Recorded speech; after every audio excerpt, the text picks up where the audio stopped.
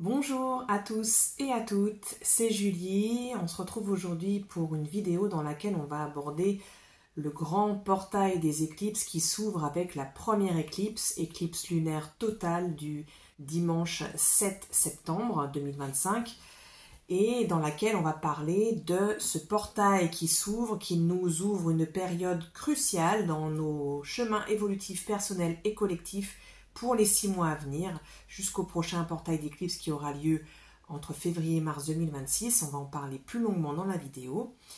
Et puis, on va aborder donc tout le contexte qu'il peut y avoir ici de fin de cycle qui se joue et qui se ressent très fortement. Et tout ce contexte un peu de géopolitique, j'ai envie de dire, qui se concentre et qui vient se ressentir avec certains transits planétaires dont on va parler également. Pour commencer, vous avez remarqué que je n'ai pas fait de vidéo depuis un bon mois et demi. Et la première chose que je voulais annoncer dans cette vidéo, c'est que je ne vais plus faire de vidéos tous les 15 jours, comme j'ai pu le faire depuis un moment, depuis plusieurs années d'ailleurs, parce que, pour tout un tas de raisons, mais notamment, une des raisons que j'avais envie de partager avec vous, c'est que je ne me reconnais pas du tout dans cette tendance actuelle qu'il y a à vraiment chercher à se positionner toujours avec une certaine surenchère dans les réseaux sociaux et notamment sur la plateforme YouTube, qui invite toujours à faire plus, toujours à faire mieux que le voisin, à dire quelque chose de plus intéressant et cette espèce de façon d'avoir à jouer des coudes qui ne vient pas des personnes, des créateurs de contenu, mais les plateformes elles-mêmes font en sorte que leur fonctionnement invite à ça, ben moi ça me parle pas du tout en fait. Je crois que j'ai plutôt envie de faire des vidéos sur des moments clés, comme les portails des éclipses, comme je ferai, c'est certain, une vidéo sur 2026 à la fin de l'année, sur des choses un peu importantes. Il est probable que je fasse une vidéo en gros par mois, mais je ne ferai plus les vidéos tous les 15 jours pour toutes les pleines lunes et pour toutes les nouvelles lunes. Il est probable que j'en fasse de temps en temps, mais pas aussi régulièrement qu'auparavant. Il y a par ailleurs, depuis que cette chaîne existe, elle n'a que 4 ans et demi, mais eu une explosion du nombre de chaînes dédiées à l'astrologie. Et bon voilà, encore une fois, moi c'est pas ma façon de faire et c'est pas ce que j'ai envie de faire, d'avoir à jouer des coudes pour pouvoir trouver ma place et dire quelque chose de plus intéressant que le voisin. Voilà, je préfère pas fonctionner comme ça et ce fonctionnement intrinsèque, encore une fois, aux réseaux sociaux ne me correspond pas et je préfère faire autrement. Donc voilà, je vais changer de façon de faire pour le moment. Quoi qu'il en soit, je remercie toutes les personnes qui regardent les vidéos à chaque fois, qui les commentent. Merci pour vos commentaires qui me font toujours plaisir et qui toujours m'encouragent encore à continuer. Donc merci de le faire, ça me fait toujours plaisir à les lire. Merci à toutes les personnes qui partagent ces vidéos, c'est ce qui me permet aussi de m'encourager à continuer à le faire, même si encore une fois ça va prendre une forme différente, mais j'avais envie de remercier la fidélité en tout cas de toutes les personnes qui me suivent depuis un certain temps et qui me partagent leur satisfaction et puis la résonance avec ce que je peux dire. Merci à vous, ça me fait plaisir. Voilà. Sans plus attendre, on passe donc à cette carte de pleine lune qui va avoir lieu donc dimanche 7 septembre. Alors comme vous le voyez sur la carte, on va avoir donc une éclipse lunaire qui va se jouer dans l'axe Poisson-Vierge, la lune étant donc conjointe au nœud nord en Poisson, opposée au soleil qui lui est conjoint au nœud sud qui est en Vierge. Et puis vous le voyez plus largement, on retrouve également Mercure qui est conjoint au nœud sud et donc au soleil également en Vierge et qui se trouve être le maître du nœud sud puisque c'est le maître de la Vierge. On a donc une énergie assez marquée. On a également, comme vous pouvez le voir, Saturne qui est dans les mouvements notables du moment, passé à nouveau dans sa rétrogradation pour la dernière fois dans le signe des Poissons. Il n'a toujours pas rejoint Neptune, on va en parler. On a donc Neptune qui est encore en Bélier, mais qui d'ici lui quelques mois, hein, parce qu'il est beaucoup plus lent, passera à nouveau pour la dernière fois dans le signe des Poissons qu'il régit. Dans les faits notables, on a également Uranus qui se trouve au 1er degré des Gémeaux, qui se trouve rétrograde depuis le 6 septembre, c'est-à-dire la veille de l'éclipse. On a donc une énergie assez puissante qui est là pour nous rappeler l'intérêt et la puissance de Pluton qui lui se trouve au 1er degré, donc exactement en trigone à Uranus, donc lui dans le signe du Verseau hein, pour Pluton. Et le signe des Verseaux, comme vous le savez, est régi par Uranus. Donc on a cette énergie qui est une énergie de remise en question de l'ordre établi, des façons de penser, de la façon d'être au monde en tant qu'humanité, en tant que race humaine, qui est très en question actuellement. Qu'est-ce que c'est qu'être un être humain? Qu'est-ce que c'est qu'être un être humain sur cette planète, dans ces sociétés actuellement? Eh bien, si ce n'est jamais exprimé tel quel dans les informations, on voit bien qu'il y a quand même beaucoup de questionnements actuellement sur ces questions de fond. Est-ce qu'on se comporte vraiment comme une espèce respectueuse envers les différents membres de l'espèce, envers les autres espèces que l'on côtoie? Il y a toutes ces questions-là. Comment est-ce qu'on se régit en tant que société humaine dans le monde? Est-ce que ça a toujours du sens ou pas? Mais même si, comme je disais, c'est jamais verbalisé tel quel, on voit bien que ces questions-là, elles sont très pesantes actuellement, on les ressent très bien dans notre quotidien, et elles sont de plus en plus pressantes. Alors pour le climat actuel, de manière plus générale que l'éclipse, on est, pour toute cette année, j'en ai déjà parlé longuement, mais on le ressent de manière très pressante actuellement, dans quelque chose qui touche à la fin de cycle, début de cycle, mais il y a vraiment beaucoup de clôtures qui sont là et qui se ressentent fortement actuellement. On peut le sentir pour plusieurs raisons. D'une part, on a quelque chose qui touche au zodiaque en lui-même, qui est donc un cercle infini, mais pour lequel on a mis un point de départ pour pouvoir y revenir à chaque moment, à chaque année au même moment, qu'on a fixé à 0 degré du Bélier.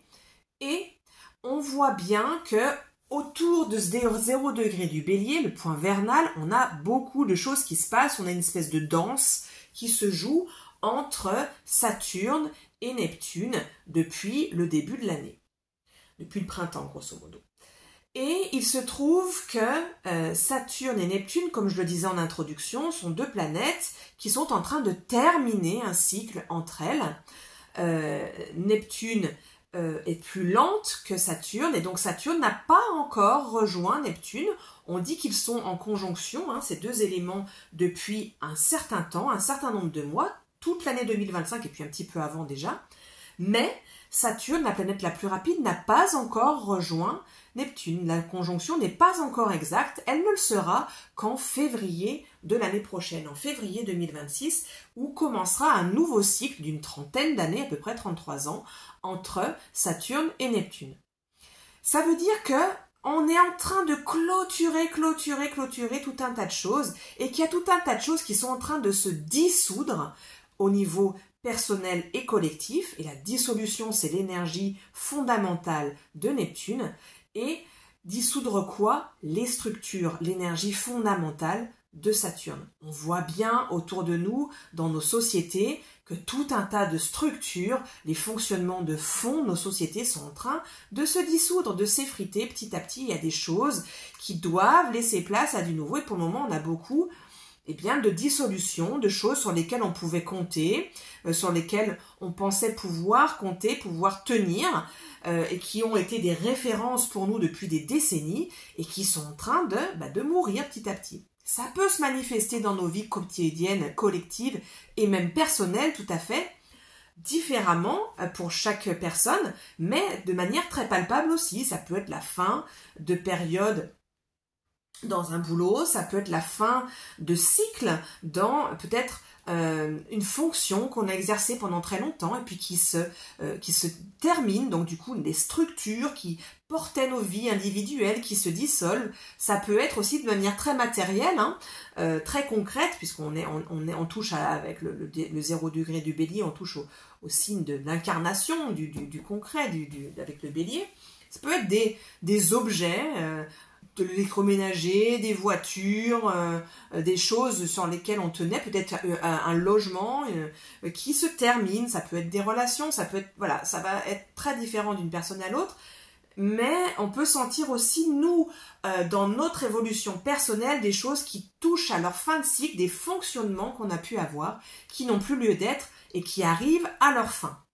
Ça va être très prégnant dans l'énergie de l'éclipse qui arrive et le premier portail d'éclipse qui arrive pour le 7 septembre. Vous pouvez sentir certainement depuis les derniers jours d'août qu'il y a des choses que vous avez pu accepter pendant un certain temps qui tout à coup ne sont plus acceptables et vous allez mettre un terme à certaines situations qui sont devenues complètement insupportables pour vous dans vos vies. Et encore une fois, ça peut être dans des domaines tout à fait différents d'une personne à l'autre, en fonction de votre thème natal. Mais il peut y avoir eu tout à coup un réveil de quelque chose qui est en dormance, qui est en gestation depuis quelques mois ou plus longuement que ça et qui tout à coup doit cesser et doit arrêter d'être ainsi et on a besoin de se positionner pour dire non, en fait ça c'est plus possible. Et c'est même pas forcément réfléchi, ça peut être tout à fait spontané, puisqu'on touche avec ce bélier, hein, on est avec ce 0 degré du bélier, à quelque chose qui, avec le bélier, on réfléchit pas 350 ans à ce qu'on fait, ça nous vient et pouf, on agit, quoi. Eh bien, ça, je vous disais, donc depuis les derniers jours d'août, il y a pu y avoir comme ça des réveils où, paf, ça c'est plus possible. Pourquoi? Deux raisons principales. La première est que on a eu ce passage de Saturne rétrograde sur ce point vernal, donc 0 degré du bélier jusqu'à 29 degrés des poissons dans sa rétrogradation. Et dans le même temps, le 29 août, eh bien, dans sa rétrogradation, Pluton est passé dans la position qu'on appelle hors limite. Alors, qu'est-ce que ça veut dire ? Dans notre ciel, vous avez remarqué, bien sûr, comme tout le monde le sait, que le soleil se lève à l'est et se couche à l'ouest. En réalité, comme tout le monde le sait aussi, le soleil il se lève pas, il se couche pas, c'est que nous tournons et que du coup, on a l'impression que le soleil il apparaît à l'est, il se lève et puis il rabaisse et puis il se couche à l'ouest. Il en est de même pour toutes les autres planètes. Puisqu'en réalité, comme c'est nous qui tournons, hein, la planète elle tourne toujours dans le même sens, donc elle voit apparaître au fur et à mesure qu'elle fait face au ciel, tout à coup les planètes dans sa rotation, et donc elle les voit apparaître toujours dans le même sens. Donc toujours à l'est, se lever, et puis se coucher toujours à l'ouest. Eh bien, si vous avez fait attention, dans le ciel, on voit toujours apparaître les planètes. Alors c'est le plus facile à observer avec le soleil et avec la lune, c'est le plus facile à voir. On les voit apparaître à une certaine hauteur dans le ciel, ça descend jamais plus bas qu'un certain point, hein, selon l'année, et puis ça descend, ça remonte jamais plus haut qu'un certain point dans le ciel. Vous n'allez jamais voir la lune complètement en haut du ciel, par exemple, c'est pas possible. Et en fait, il en est de même pour toutes les planètes. Cette bande-là, dans laquelle on aperçoit le soleil, la lune, et puis en vérité toutes les autres planètes apparaître, se lever, monter, puis disparaître, ça s'appelle la bande de l'écliptique. Elle fait 17 degrés de hauteur et on voit les planètes plus ou moins haut, en fait, selon l'année, dans cette bande-là. Ça, c'est la règle fondamentale, elles ne vont jamais au-delà de cette bande-là, sauf quelquefois dans l'année, certaines planètes vont dépasser un tout petit peu, soit au sud, soit au nord. Pas de beaucoup, ça va être de 1, 2 degrés, mais elles peuvent dépasser un tout petit peu. Lorsque c'est le cas, on appelle ça hors limite. Les planètes sont ce qu'on appelle hors limite. Alors bon, au-delà de l'aspect technique que je vous ai expliqué pour que vous compreniez un peu de quoi il s'agit, à quoi ça sert, pourquoi on parle de soi et quelle importance ça a. Eh bien, lorsqu'une planète est hors limite, elle va avoir toutes ces caractéristiques vraiment exacerbées et vraiment elle va être hors limite, comme quand on est un peu hors de soi, c'est-à-dire que tous ces traits de caractère les plus forts vont être complètement exacerbés et exprimés de manière beaucoup plus débridée. Alors, là, on a Pluton qui passe hors limite, alors c'est le cas chaque année pour 3-4 mois. Il passe hors limite jusqu'au 23 novembre et il passe hors limite vers le sud. Qu'est-ce que ça veut dire ? Pluton étant en Verseau, ça veut dire que Pluton, qui va nous parler de la puissance, notamment, va être complètement décuplé. Et étant donné qu'il est en Verseau, Verseau qui a la propriété de chercher l'émancipation, l'individuation des personnes et des peuples, eh bien on va avoir une période comme ça où tout ce qui va toucher à justement cette émancipation va être exacerbé. Et bon, il se trouve que pour les 10 années à venir, donc jusqu'à 2035, à chaque fois que Pluton va passer hors limite pour 3-4 mois dans l'année, il va le faire dans la déclinaison sud, c'est-à-dire vers le sud. Et toujours, il va y avoir cette dimension de pouvoir, non pas à l'élite d'en haut, mais pouvoir au strate du bas, au peuple. Alors, tout de suite, on comprend bien collectivement ce que ça va pouvoir dire, c'est-à-dire qu'il va y avoir toute une période où le peuple, le pouvoir du collectif va être décuplé. Et donc, étant donné qu'on est quand même dans une période qu'on peut quand même, sans exprimer d'opinion politique, considérer comme une période où il y a vraiment une oppression des strates dirigeantes vers le peuple, où on sent vraiment qu'il y a un étau qui se resserre, autant au niveau des lois, au niveau des directives, au niveau financier, au niveau des taxes, au niveau aussi de la considération et des libertés accordées au peuple. On voit bien que ça va être un moment où probablement vont être favorisés les mouvements de ras-le-bol en fait, et d'expression d'un non de la part du peuple. Et le peuple qui va reprendre sa puissance d'expression, sa puissance aussi de décision et de dire ça n'est pas acceptable, on se positionne contre. Et comme par hasard, mais c'en est évidemment pas un, on remarque en France, en l'occurrence, qu'il y a un gros mouvement qui est calé pour le 10 septembre, en plein dans la fenêtre où Pluton se trouve dans cette position-là, pour dire, en fait, là, les directives que vous prenez, elles ne sont pas acceptables, on nous presse le citron en permanence davantage, c'est plus possible, on peut plus vivre dans ces conditions-là, on veut être entendu, à chaque fois qu'on manifeste, on ne nous prend pas en considération, on va faire quelque chose de plus massif. Voilà, ça vient se poser exactement dans ce cadre-là, on comprend tout de suite le lien de cause à effet. De manière plus globale, au niveau tant collectif que personnel, puisque toujours ce qui se joue au niveau collectif se reflète aussi au niveau personnel et inversement, eh bien ça va être tous les espaces où personnellement on a pu se sentir oppressé, opprimé, limité, abusé, où notre liberté a pu être entravée, qu'on va avoir un élan de se positionner pour se libérer, pour sortir de ces espaces-là, de ces situations-là, pour s'émanciper.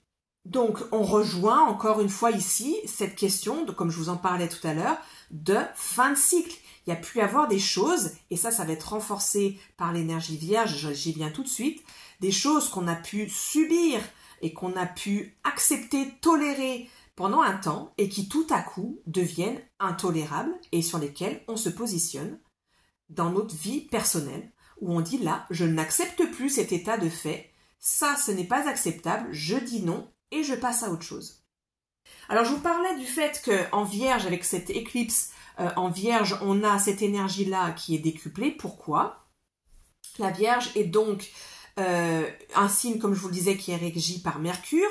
Mercure qui est cette planète qui est la planète messagère, qui est très rapide, généralement en Verseau, qu'il est un peu moins en Vierge puisqu'il s'agit d'un signe de terre, mais qui reste une énergie très mentale.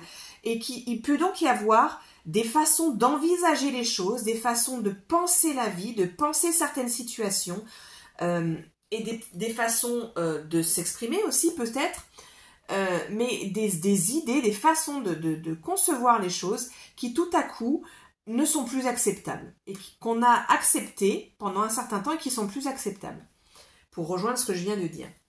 Par ailleurs, la Vierge, en fait, qui a souvent mauvaise presse parce qu'on la voit comme un signe contrôlant, qui est toujours à chercher le détail et puis à être très tatillonne.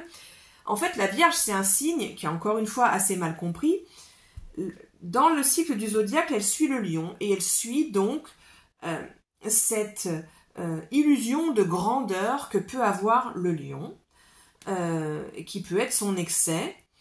Et la Vierge, après cette illusion de grandeur, après cet ego surdimensionné que peut développer le lion dans son excès, vient expérimenter le contraire, c'est-à-dire la chute du piédestal et l'humilité, et vient au contraire du lion se remettre en question en se disant « Alors, ok, j'ai construit mon ego, c'est très bien, j'en ai besoin, mais là en fait, c'est trop et j'ai besoin d'être capable de me remettre en question dans certaines situations et donc de m'améliorer pour pouvoir avoir un fonctionnement qui soit plus adapté, non pas juste à ce que moi je veux, mais à la vie en collectif. » La Vierge est le sixième signe du zodiaque et donc fait la transition avec la deuxième moitié du zodiaque, du 7e au 12e, de la Balance au Poisson, qui sont les signes collectifs où on va interagir avec le monde une fois avoir pu, pendant la première moitié du zodiaque, construire notre ego, construire qui nous sommes, qui est une étape nécessaire. Mais voilà, la Vierge fait cette transition entre les deux. Et la Vierge vient donc avoir cette qualité d'amélioration pour pouvoir faire cette transition entre les deux. Et donc, si elle vient s'améliorer, si elle vient se remettre en question, si elle vient toujours chercher à faire mieux, c'est pour ça.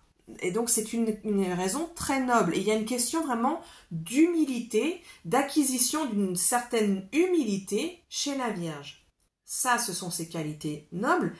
Dans sa distorsion, la Vierge peut, à l'excès, avoir une certaine culpabilité qui vient se développer. C'est-à-dire qu'à force de se dire, bon ben en fait là c'est allé trop loin, là cette façon de faire c'est pas bien, on peut arriver à quelque chose d'un peu d'auto-flagellation, hein, de se dire, ah ben voilà, j'ai mal fait, c'est ma faute, ah là là, je suis nulle, etc. Et ça va jusqu'à la culpabilité vient de, en fait, si c'est ça, c'est que je mérite que ce soit comme ça. On voit tout de suite les déviances qu'il peut y avoir avec ce fonctionnement de fond qui, évidemment, la plupart du temps est inconscient, mais d'où vient la culpabilité qui est généralement intrinsèque à la Vierge. Et donc, pour en revenir à notre histoire de fin de cycle, il peut y avoir eu, dans vos vies, des espaces, des relations, des situations où vous avez accepté des choses qui, en réalité, avec du recul et de l'objectivité, ne sont pas acceptables parce qu'il y avait une certaine forme d'autoflagellation, il y avait une certaine forme de culpabilité, il y avait une certaine forme de cette bascule entre humilité et humiliation, hein, où on accepte des choses, où on subit des choses avec la Vierge. C'est une des distorsions de la Vierge qui ne sont pas acceptables parce que il y a cette espèce de truc de voilà, je mérite ça, voilà. Et on a pu accepter des choses comme ça, des situations inacceptables, et tout à coup, avec ce réveil de Pluton, tout à coup, ça n'est plus acceptable. Et ça risque, si ça n'est pas encore arrivé dans vos vies, c'est peut-être en train de se passer, et avec l'éclipse qui arrive, ça va se réveiller d'un coup. On peut attendre ça, ou des situations qu'on a laissées gangréner, on a accepté, qu'on a toléré des choses intolérables pendant longtemps, deviennent inacceptables, comme je le disais tout à l'heure, et tout à coup on se réveille et on se positionne contre. Ça ne veut pas dire que on va alimenter de la rancœur, qu'on va aller dans l'agressivité, dans la violence, surtout pas, ça n'a aucun intérêt, mais on va aller pour nous se positionner en disant ça je n'accepte plus. Et puis avec ce portail d'éclipse, je me tourne vers le futur, je me tourne vers le nœud nord et je me tourne donc vers, qu'est-ce que me demande le nœud nord? Quelque chose en poisson de profondément humaniste. Et ce qui est profondément humaniste commence par soi-même. Hein, je ne peux pas être humaniste avec les autres, je ne peux pas donner au collectif si je ne me donne pas à moi-même. C'est-à-dire que je ne vais pas me sacrifier, parce que ça devient du sacrifice, et ce qui est la distorsion poisson, pour donner à l'autre. Donc là, on vise les poissons dans leur justesse, c'est-à-dire je me positionne dans une humanité, dans un humanisme qui va être de pouvoir partager mes valeurs, les valeurs profondes que je peux avoir développées et que j'ai envie de servir avec l'axe Vierge-Poisson. La notion de service est profondément présente ici, mais je le fais en acceptant de me respecter en fait d'abord, pour pouvoir ensuite donner quelque chose d'ajusté dans le monde.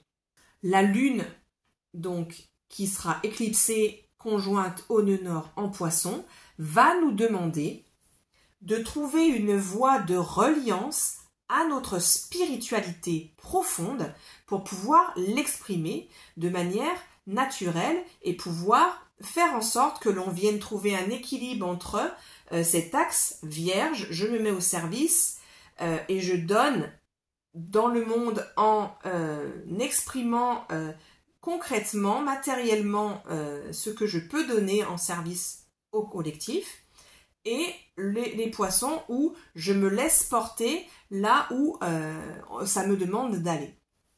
Ça vient nous demander qu'est-ce qu'est la réelle spiritualité, puisqu'on nous amène vers une certaine spiritualité, une forme de spiritualité. Est-ce que c'est vraiment tout le monde s'habille en blanc et se met en cercle et puis agit de la même manière parce que c'est ce qui est communément admis dans ce réseau-là? Ça peut, mais pas forcément. Peut-être que avec cet axe Poisson-Vierge, ce qui nous est demandé, avec toute l'humilité de la Vierge, mais la juste humilité, c'est-à-dire quelles sont mes qualités propres, où je peux agir, non pas pour me mettre en avant, mais parce que je sais que là, j'ai des compétences et que je peux m'en servir pour me mettre au service du collectif. Elle est là, en fait, la réelle humilité. Eh bien, à partir de là, qu'est-ce que je peux faire? Et par rapport à cette grande humanité, ce grand humanisme qui nous est demandé d'acquérir et d'incarner avec ce nœud nord, eh bien, l'humanisme, il va pouvoir être servi par nous, mais pas par tous au même endroit. Et ça va dépendre de nos spécificités, de nos sensibilités avec les poissons propres. C'est-à-dire qu'on a tous un espace où, à notre portée, à côté de nous, c'est pas simplement en envoyant des bonnes ondes pour la Terre, ce qui peut être fait aussi, c'est un espace qui peut être fait tout à fait par tout le monde et qui a son importance, mais il faut pas oublier que la première des spiritualités, ainsi que Jésus l'enseignait, je veux dire, moi j'invente rien là, c'est qu'est-ce que je peux faire pour les personnes qui sont à côté de moi et qui sont dans le besoin. Et ça, encore une fois, ça va pouvoir être fait en fonction de nos sensibilités propres, parce qu'on va pas être touché par les mêmes choses, et de nos aptitudes propres, on va pas tous avoir les mêmes capacités. Tout le monde n'a pas la capacité et l'élan d'accueillir des chiens errants chez lui. Tout le monde n'a pas la capacité et l'élan d'aller aider les personnes sans abri dans la rue. Tout le monde n'a pas la capacité et l'élan d'aller s'occuper de la nature à côté de chez lui. En fait, je vous donne 3 exemples, mais il y en a des milliards en fait.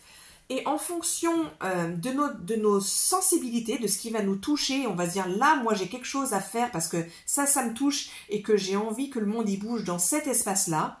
et que à côté de chez moi, il se trouve que, bah tiens, j'ai un voisin qui est dans le besoin à ce niveau-là, et ben je vais lui tendre la main et je vais lui rendre un service à ce niveau-là. Voilà, ça va pas être la même chose que justement la personne qui habite à côté et qui va avoir une sensibilité tout à fait différente et qui va pouvoir agir à un espace différent. Eh bien, c'est dans ces espaces-là qui peuvent paraître être une toute petite échelle, mais on en revient à la Vierge qui est d'avancer petit pas par petit pas, en fait, vers un espace où on peut se donner complètement.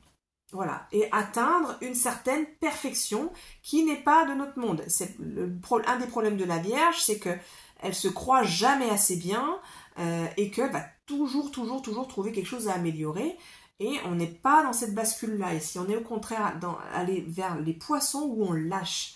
Et on voit bien depuis cette année où l'axe des nœuds lunaires est arrivé avec le nœud nord en poisson, il nous est demandé de nous laisser porter vers quelque chose. On voit bien qu'on ne peut plus complètement contrôler qui est l'excès avec le nœud sud en Vierge. On nous demande de lâcher des vieux trucs aussi en Vierge, des vieilles façons de faire avec le nœud sud. C'est toujours ça, on lâche des vieilles choses et des choses auxquelles on se raccrochait, des choses où on voulait absolument contrôler parce qu'on a peur en fait, hein, on a peur de où ça nous emmène. Eh bien, il nous est demandé avec cette éclipse-là d'accepter, de nous laisser un petit peu porter, même si on ne voit pas du tout vers où on est emmené, et d'accepter de pouvoir faire confiance et avoir foi dans quelque chose de plus grand que nous, quel que soit le nom qu'on lui donne, ça n'a aucune importance.